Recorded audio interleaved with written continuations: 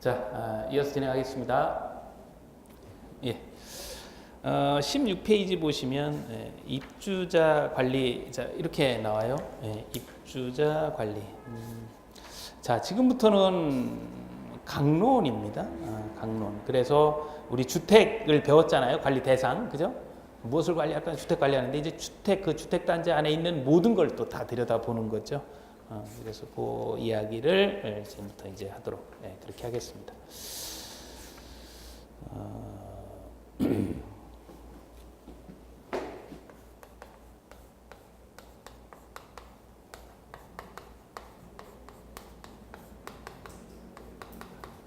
지난 시간에 잠깐 입주자와 입주자 등 사용자에 대해서 말씀드렸죠. 그런 기본적인 개념을 가지고 출발합니다. 첫 번째 부분은 지금 이제 보셨던 입주자에 대한 개념을 잘 알고 있느냐 뭐 확인하는 정도고요.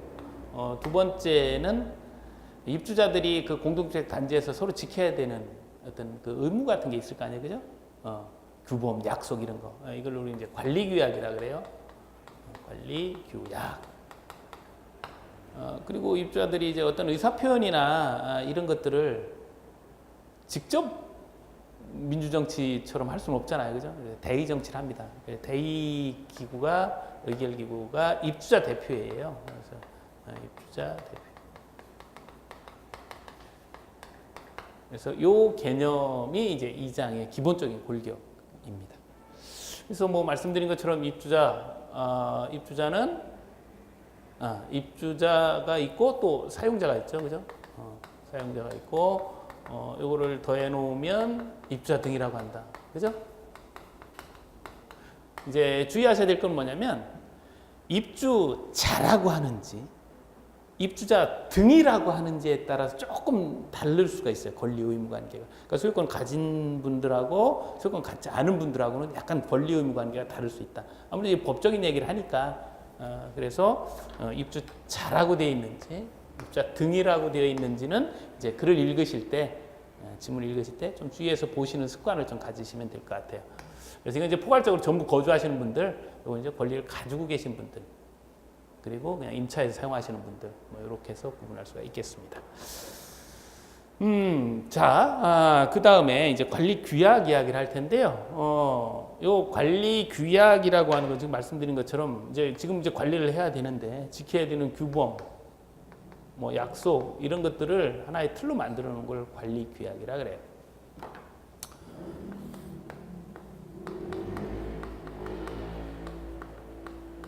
관리 규약은 이제 두 가지를 좀 이제 개념 구분을 합니다. 하나는 뭐냐면 관리 규약 준칙이라는 게 있고 또 하나는 관리 규약인데 이거는 각 공동주택에서 사용하는 공동주택 관리 규약이라는 게 있어요. 요 이야기를 이제 지금부터 합니다. 이렇게 준칙이라고 하는 건 뭐냐면 이렇게 공동주택에서 관리규약을 만들 때 기준이 되는 규칙 같은 거예요. 그래서 그렇잖아요. 내가 이제 아파트 살아요. 아파트 사는데 이 아파트에 살다가 서울의 아파트에 살다가 뭐 예를 들어서 뭐 의정부로 갔어요. 부산으로 갔어요. 근데 여기 서울에서 살 땐 이랬는데 부산 가니까 또 완전히 틀리다. 그럼 이게 안 되잖아요. 그죠? 그러니까 어떤 통일된 기준이 있어야 돼요. 그게 바로 관리규약 준칙이에요. 그렇다 보니까 이 준칙을 요 관리규약 공동주택 만들 땐 참조해서 만듭니다. 이걸 참조하지 않으면 다 달라지니까. 그래서 기준되는 걸 하나 만들어 놓은 걸 그걸 뭐라 그러냐? 관리규약 준칙이라 그러고요. 이 준칙은 누가 만드느냐? 시도지사가 만들어요. 16개 시도지사가 만듭니다. 근데 또 시도지사도 16개니까 또 서울 부산이 다를 수 있죠. 그래서 이 준칙에는 이러이러한 사항을 집어넣어라. 그래서 대통령령으로 준칙에 이런 사항을 넣어라 이렇게 만들어놨어요. 그러니까 대통령령은 하나죠. 그러니까 이 준칙에 의해서 시도지사가 만들어놔요. 그거를 참조해서 이제 각 시군구에서 만든다 이렇게 이제 보시면 돼요. 그러니까 어떤 그 전체적인 흐름이다. 그래서 결과적으로 봤을 때 그 공동주택 관리 규약은 어떻다? 다 비슷비슷하다. 그러니까 주민들이 이걸 이제 지켜야 되는데 기준들은 규범이니까 지켜야 되는데 다 비슷비슷하다. 이렇게 볼 수가 있어요. 자, 그러면 이건 누가 지켜야 될 거예요? 거기 사는 사람들이. 그죠? 그럼 누가 만들어요? 사는 사람들이. 그러니까 누가 만들어요? 입주자. 누가 만들어요? 입주자? 입주자 등이 만들. 이렇게 해야 되겠죠. 아까 말씀드린 것처럼 이게 입주자가 만드냐, 입주자 등이 만드냐라고 했을 때 이건 지켜야 될 사람들이 입주자만 지키는 게 아니죠. 거기 사는 사람들이 다 지켜야 되죠. 입주자 등 혹은 입주자 사용자 이렇게 표현하는. 그래서 아까 제가 처음에 개념상 입주자, 사용자, 입주자 등이라고 할 때 자라고 하느냐 등이라고 하느냐 이걸 좀 신경을 써야 될 부분이다라는 거죠. 이자들이 만듭니다. 이제 어떤 걸 만드는 의사결정을 하잖아요. 그럼 다 과반수래요. 특정한 것을 제외하고는 다 과반수 찬성으로 진행을 합니다. 그래서 이렇게 만들어서 사용을 하죠. 이렇게 이제 이렇게 이제 만들어서 사용을 쭉 하는데 이제 올해 특징이 하나가 있습니다. 지난해의 특징은 층간소음이고요. 그러니까 예전에는 층간소음에 대한 규정이 없었어요.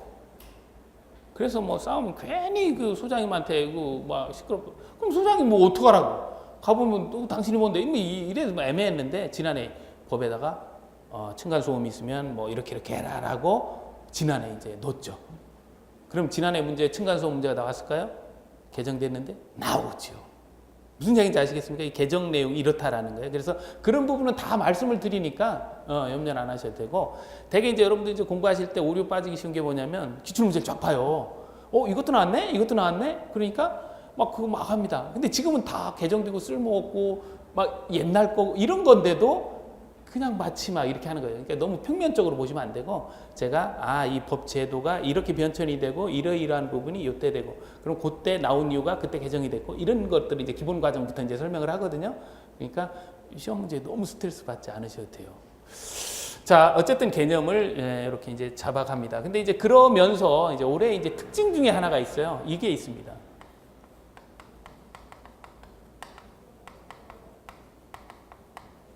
여러분들 이제 교재를 보시면 21페이지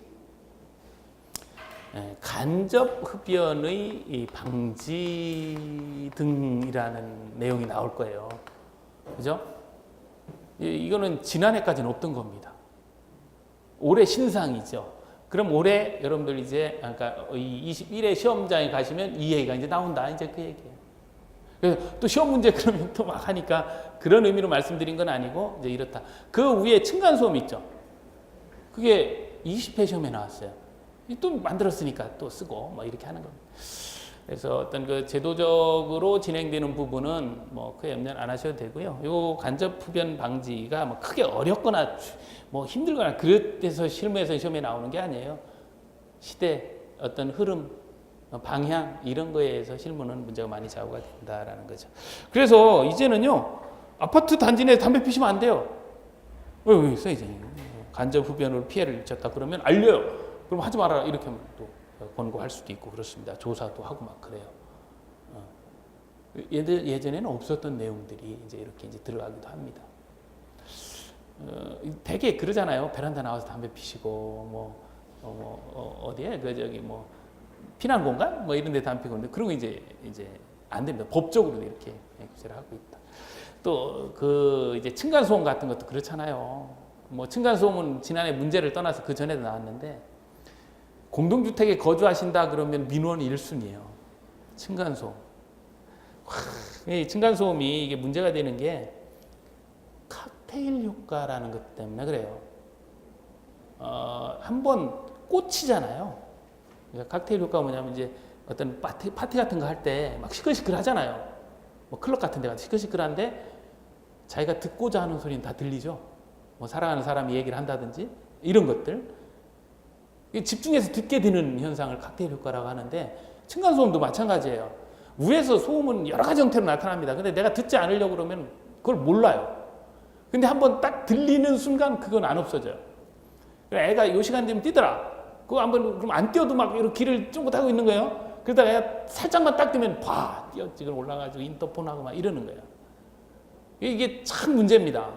이게 실무적인 이야기예요. 그래서 법률적으로도 접근할 때 기준을 만들어 놓고 이런 게 있으면 서로 이렇게 이제 중재도 하고 이렇게 하면서 좀 공동체 생활 쪽으로 유도를 하려고 그렇게 하고 있습니다. 자, 이렇게 이제 보셨고요. 세 번째로 보실 부분은 이제 입주자 대표회의인데요.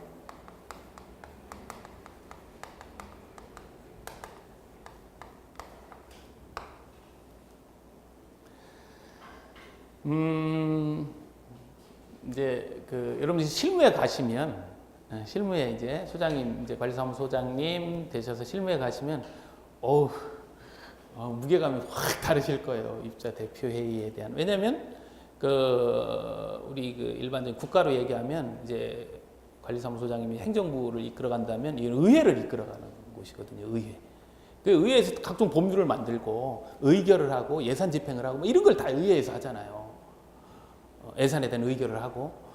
그러니까, 어떻게 보면 키를 가지고 있죠. 그리고 제일 중요한 주택관리업자 선정을 입주자대표에서 하죠. 또 자치관리를 한다 그러면 자치관리기 구성을 입주자대표에서 해요. 그러니까 뭐 인사권에 뭐에 뭐 다 있으니까 입주자대표회의가 이제 막강하죠.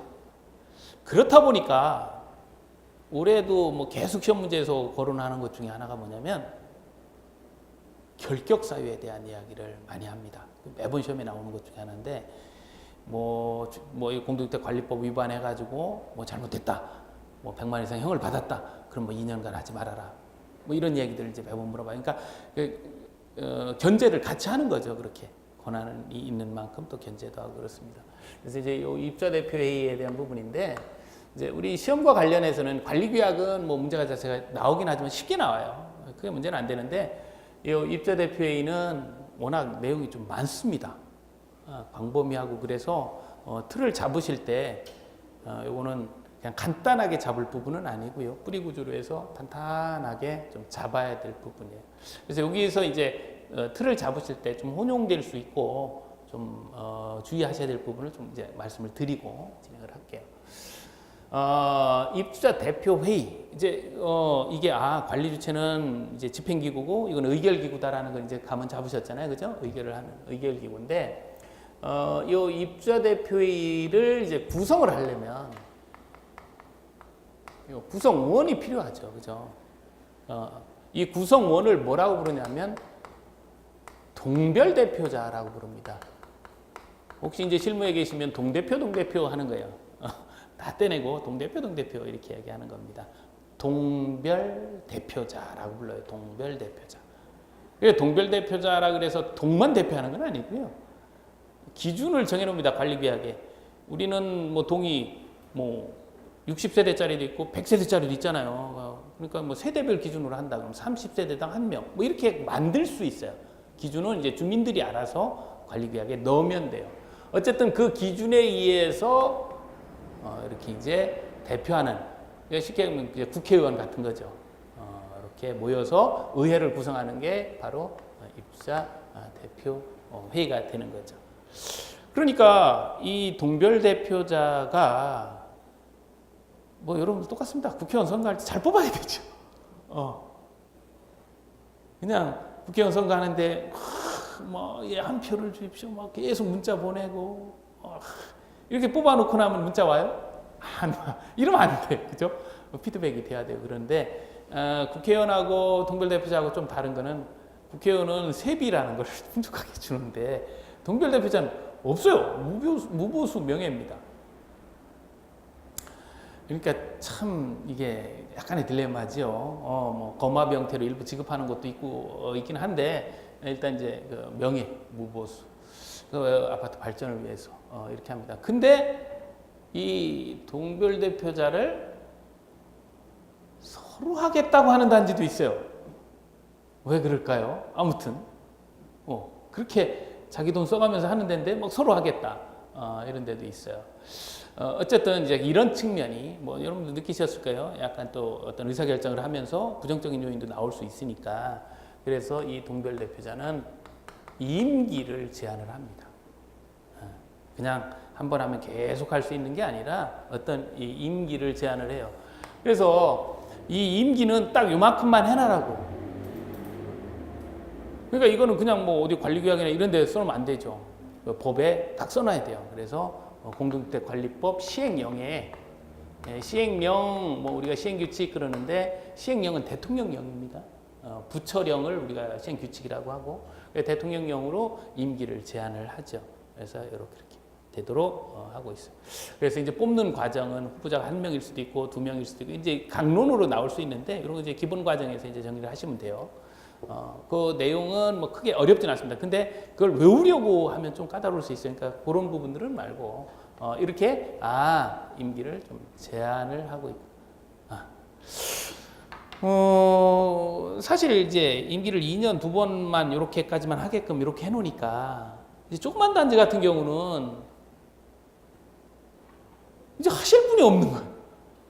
그래서 이제 중임했던 사람도 할 수 있는 그런 예외 규정도 두고 있긴 한데요. 어쨌든 이러한 부분들이 있고 이 동별 대표자는 크게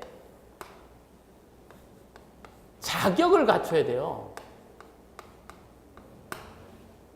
그리고 이런 사람은 안 돼요. 이렇게. 뭐 여러분 잘 아시는 것처럼 국회의원 출마할 때 거기 그 지역구에 주소가 안 돼 있는데 출마할 수 있어요? 안 되죠. 마찬가지예요. 여기도 주민등록이 되어 있어야 되고 계속해서 6개월 살아야 되고 뭐 이렇게 쭉 돼 있습니다. 뭐 쭉 돼 있는데 중요한 거는 사용자는 아직까지 할 수 없다는 거죠. 입주자 등이 아니잖아요. 입주자만 동별대표자가 될 수 있다는 겁니다. 그러니까 사용자는 아직까지는 이 동별대표자가 안 되니까 이때 구성원이 될 수가 없죠, 그죠? 그리고 요거는 좀 조금 줄여서 제가 이제 앞으로 쓰고 할까 약속인데요. 이렇게 한자는 제가 잘 모르지만 대자 하나만 이렇게 한자를 쓸 겁니다. 그래서 이렇게 쓰면 입주자 대표회의를 제가 쓴 거다 이렇게 이해를 해주셨으면 좋겠어요. 그래서 사용자는 할 수 없고 입주자 이렇게 되고요. 결격사유는 법에서 10가지를 이렇게 지목을 했어요. 이것도 이제 히스토리를 조금 보면 처음에 이게 13회 시험 볼 때 만든 거거든요. 한 7, 8년 된 얘기죠, 지금부터. 그때 이제 예전에 결격사유가 없다가 결격사유를 만들었어요. 만들 때 아주 굉장히 강하게 만들었어요. 100만 원 이상 벌금형 받으면 또 금고이상형 받으면 5년 막 이렇게 못하게 했다 그랬다 이제 지난해 좀 완화를 했습니다. 2년으로 많이 줄였어요. 그 기간을. 그러니까 어쨌든 이 결격 사유와 관련해서 10가지가 있는데 이거는 시험에도 잘 출제가 될 뿐더러 이제 암기하고 그런 개념은 아니에요. 이렇게 결격 사유를 두고 자격 요건을 두는 이유, 임기와 이렇게 더불어서 전체적인 흐름을 이야기를 해드렸어요. 그래서 아무래도 요 동별 대표자가 잘 구성이 돼야지 그 아파트 단지가 잘 굴러갑니다. 그래서 이런 부분에 주안점을 두고 정리를 하고, 자 그래서 여기에 해당하는 자 또 여기에 해당하지 않는 자 중에서 그 선거구에서 이제 선출을 하죠. 그래서 선출할 때는 입주자 등이 뽑아요.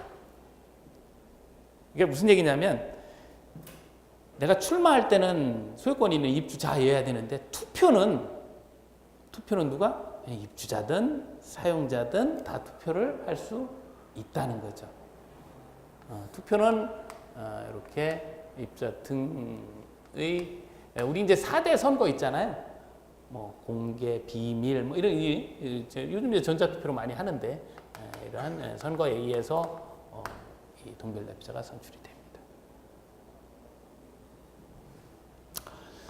자, 이제 이렇게 그러면 이제 동별대표자가 다 뽑혔잖아요. 그죠? 동별대표자가 그 관리규약으로 정한 선거구에 따라서 우리는 우리 아파트 단지는 여건상 20명이다. 그러면 20명을 뽑죠. 근데 이제 다 안 뽑히는 경우도 있어요. 그죠? 어느 그 선거구는 안 뽑힐 수도 있죠. 또 뽑혔다가 나 사퇴할래. 그런 분도 계시고. 이제 이렇게 해서 이제 그분들에 의해서 이제 입주자 대표회의를 구성을 합니다. 자, 이 구성원에 의해서 입주자 대표를 구성을 하는데 입주대표회의를 구성을 하려면 임원을 선출해야 돼. 임원. 그래서 요 임원이라고 부르는 자는 회장,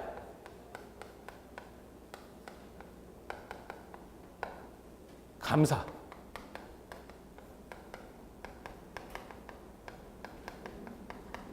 이사.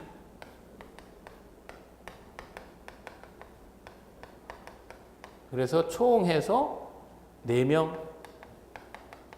이상을 이제 임원으로 선출하게 됩니다. 그러니까 동별 대표자가 4명이 안 뽑혔다. 그러니까 3명 뽑혔다. 그러면 임원 선출할 수가 없죠. 구성을 할 수가 없잖아요. 임원 구성.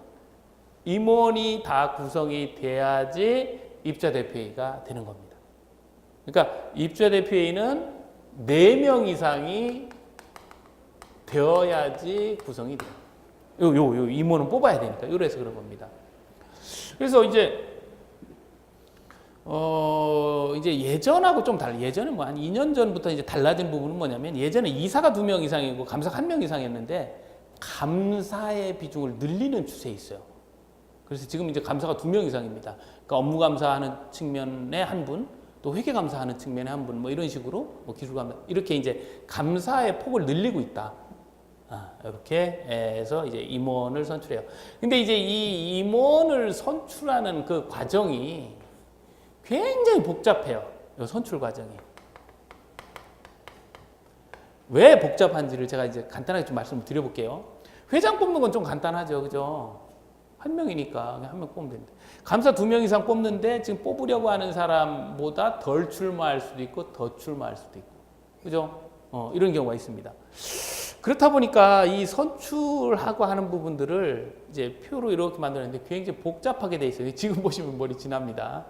보지 마시고, 이 임원을 선출하는 그 과정이 복잡한데요. 복잡한데 크게 나눌 수 있는 건 있어요. 크게 나눌 수 있는 거. 이게 500세대 이상이냐 아니면 500세대 미만이냐에 따라서는 조금 구분할 수가 있죠. 그래서 요 임원을 선출할 때 500세대 이상의 경우는 전체 입주자들이에요.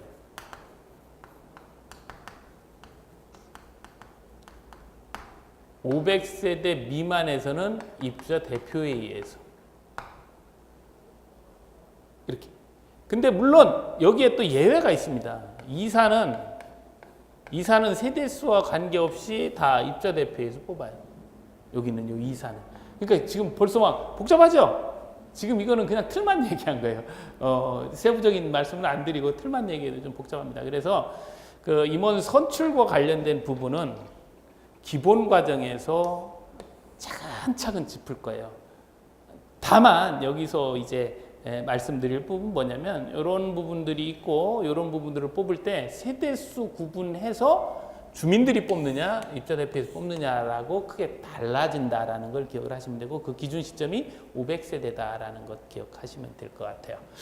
자, 그래서 이제 이 임원을 뽑아서 그럼 무슨 일을 하느냐? 회장은 이제 대표를 하고 감사는 감사를 하고 뭐 이사는 회장의 업무를 대행하고 뭐 이런 이제 업무를 줘요.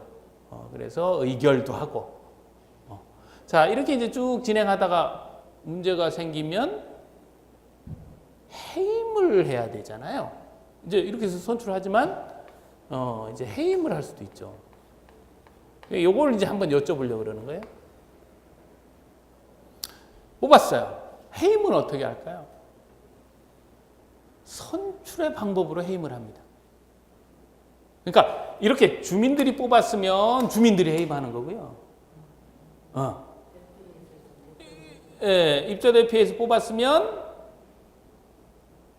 입주대표에서 해임하라 그러면 입주대표에서 팔이 안 오르고 있는데 해임할까요? 안 하죠. 그죠?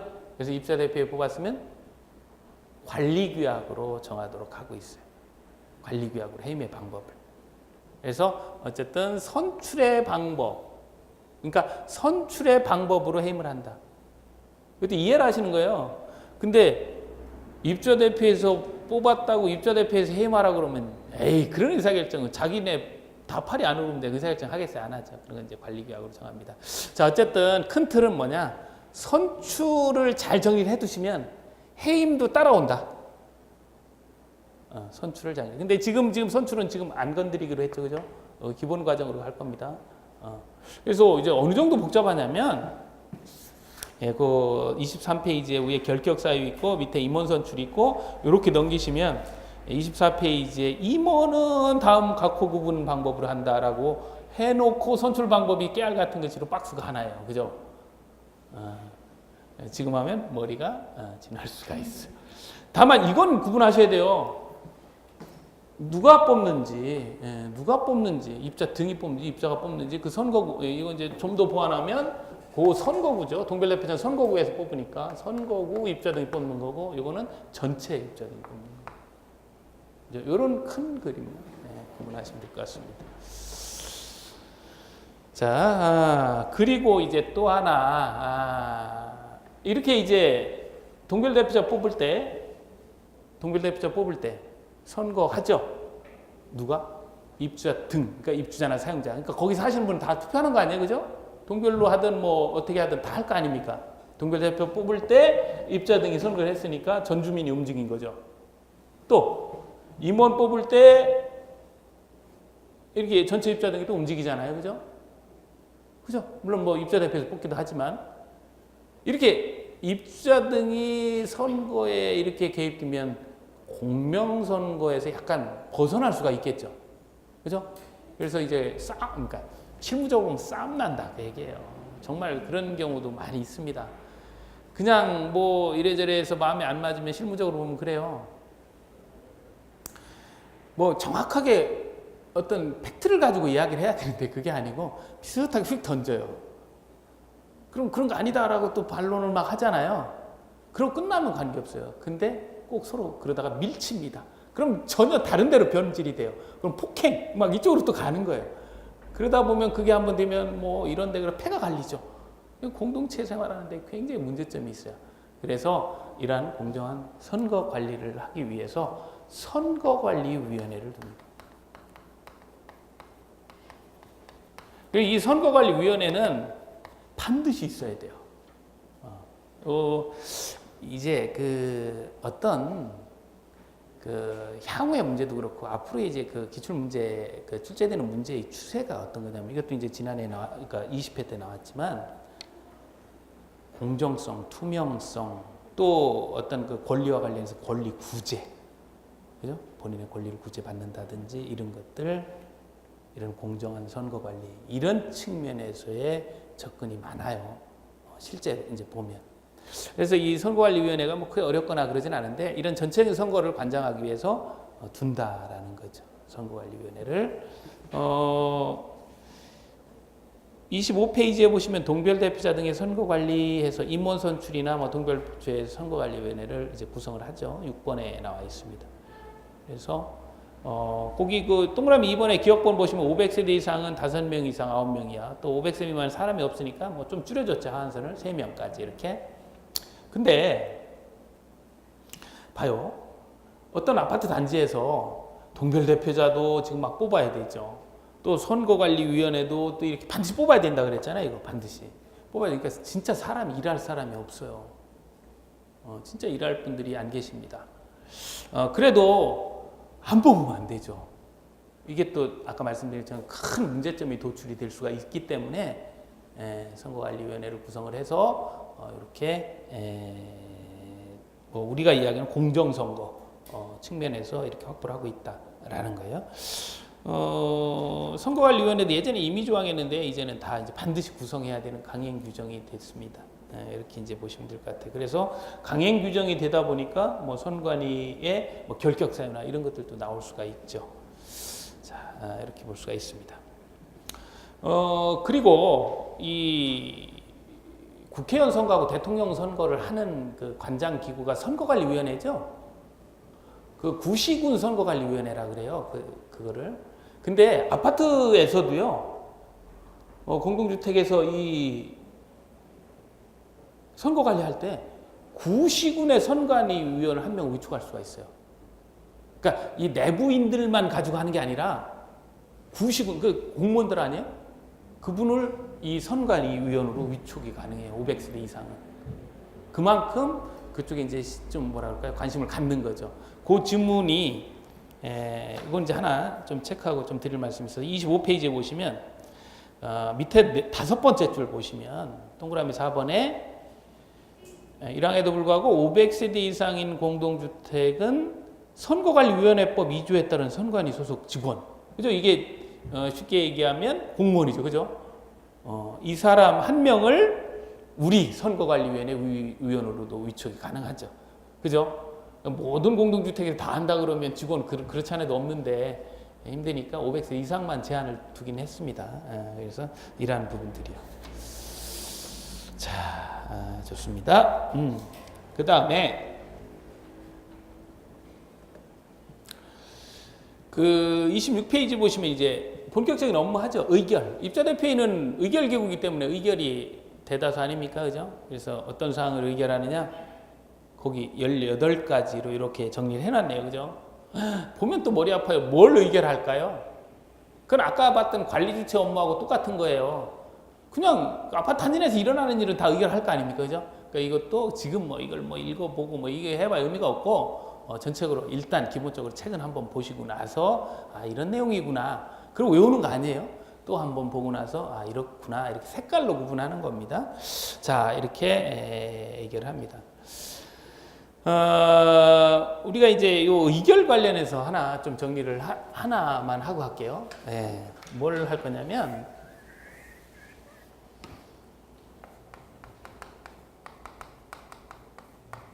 의결을 하는데요. 의결은 다 과반수로 하는 거예요. 이렇게 과반수 찬성하면 의결이 되는 거죠. 근데 3분의 1 이상이 이렇게 찬성해서 의결을 하는 게 있고 또 3분의 2 찬성해서 하는 게 딱 하나씩 있어요. 하나씩. 그래서 요거는 이건 이제 임시회의를 소집을 할 때 그러니까 회의를 하기로 했는데 사람이 과반수가 안 되면 의결을 할 수 없으니까 회의 하나만 하죠. 그죠? 출석하라고 그랬는데 과반수가 안 왔어요. 그러면 의결을 할 수가 없잖아요. 그러면 3분의 1 정도 갔다 그러면 다음 회의 일자를 이야기해서 이게 의결이 될 수가 있다라는 거예요. 임시회의 소집. 이해 가시겠습니까? 이걸 왜 3분의 1로 했는지 이해 가시겠죠? 그죠? 3분의 2 이상으로 할 수 있는 게 있어요. 이게 뭐냐면 주택관리업자를 선정을 하잖아요. 주택관리업자 선정 과반수를 하는 게 아니죠. 어떻게 했어요? 전자입찰로 했잖아요. 아까 봤죠, 그죠? 전자입찰로 하는데 요 주택관리업자가 진짜 잘해요.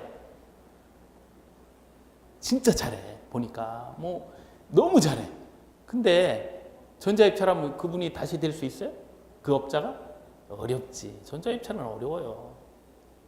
근데 정말 잘하는데 안타깝게 해보니까 그래서 요거를 다시 수의계약으로 주택관리업자를 선정하고 싶다. 이럴 수 있겠죠, 그죠? 정말 잘하니까. 그러면 요 수의계약 할 때 입자대표의 3분의 2 이상의 동의를 받아서 할 수가 있어요. 그 법을 이렇게만 만들어 놓으면 결탁 같은 거 해가지고 야 찍어줘 하면 입자 막 못해도 찍을 수 있잖아요. 그래서 안전장치를 하나 걸었어요. 그게 뭐냐? 요 사이에다가 수의계약 하기 전에는 반드시 입주자 등한테 물어봐라. 입주자 등 10분의 1 이상이 반대를 하지 않아야 돼요.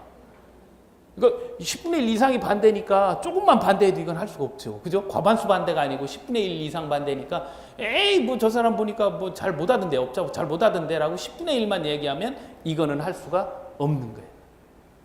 이게 그러니까 보니까 반대가 없어요. 반대가 없다는 얘기는 뭐예요? 잘한다는 얘기 아닙니까? 그러면 이렇게도 할 수 있다. 이해가시겠습니까? 그래서 의결은 다 과반수, 이건 나머지 다죠. 그래서 다 과반수로 하는데 요거는 뭐 어쩔 수 사람이 없어서 임시회 요거밖에 할 수 있는 게 하나밖에 없고 요거는 3분의 2로 하는 거는 주택관리업자를 수의계약하는 경우에 그렇습니다. 그래서 수의계약은 정말 특별한 경우니까 과반수를 하기는 좀 그렇잖아요. 그죠? 3분의 2. 그것도 주민한테 물어보고서 3분의 2 이렇게 진행을 합니다. 그러면 수의계약했을 때는 전자입찰 과정 안 하죠. 말 그대로 법에서 수의계약이니까. 그래서 이렇게 할 수 있을 것 같지만 주민들이 그 진짜 잘 못하고 조금만 반대하면 안 돼. 10분의 1이니까 조금만 반대해도 이건 하기 어려워요. 10분의 1 반대했을 때 이상이 반대하면 그건 아예 이제 갈 수 없고 이렇게 반대를 했다. 이상이 반대를 했다. 그러면 전자입찰 일로 가야죠. 그죠? 좋습니다. 자, 이렇게 보셨어요. 그래서 27페이지 이제 회의 소집 보셨고, 그 다음에 이제 교육. 그 27페이지 4번에 있어요. 구성원 교육. 그래서 이제 이 입주자 대표회의는 가장 큰, 그러니까 제가 말씀드린 13회 때 이런 결격 사유를 집어 넣으면서 뭐 언론에서 별 얘기들이 많았습니다. 뭐 동별 대표자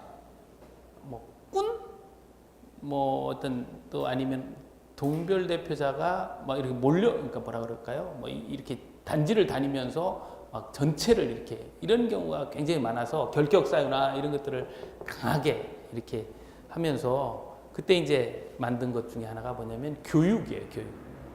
그래서 윤리 교육을 하게끔. 그래서 거기 나와 있는 교육이 나옵니다. 구성원의 교육에서 운영 및 윤리 교육. 그래서 4시간 매년 받아요. 4시간 매년. 그 교육은 뭐 지방자치단체인 시장군수구청장이 실시를 합니다. 예, 대개 이제 그 교육은 주로 이제 4시간 해요. 4시간. 여러분들이 나중에 보시면 시설물 교육이나 이런 것들도 4시간 하고, 이렇게 그러니까 어떤 이제 당일로 하는 교육은 예전에 8시간 교육도 많은데 요즘 그렇게 안 하고 효과상 4시간 하고요. 이렇게 합니다. 근데 이 입주자 대표의 구성원이 시장군수구청장이 교육한다 그러면 아니 나도 생업이 있는데 무료로 봉사하는데 거기 가가지고 시간 내서 이렇게 교육 받으려고 할까요? 안 하려고 하겠죠. 그죠? 아니 나도 내가 하는 일이 있는데 거기 가서 교육받고 그래서 이거를 예전에 임의 규정에서 참여율이 저조하니까 강행 규정으로 바꿨어요. 그래서 거기 보시면 4번에 구성원의 교육에서 1교육 실시해서 시장군수구청장은 해서 교육 및 윤리교육을 실시하여야 한다. 이렇게 할 수 있다가 아니고 하여야 한다. 그렇게 해놓으니까 실시하여야 한다. 이렇게 했잖아요. 그것도 참석을 잘 안 해요. 그래서 좀 더 보강했습니다. 입주자 대표의 구성원은 그 교육을 성실히 이수하여야 한다. 야, 법에 이런 조항을 쓰기가 참 쉬운 게 아니잖아요. 그죠? 하고 성실히 좀 해라. 법에다 이렇게 썼어요.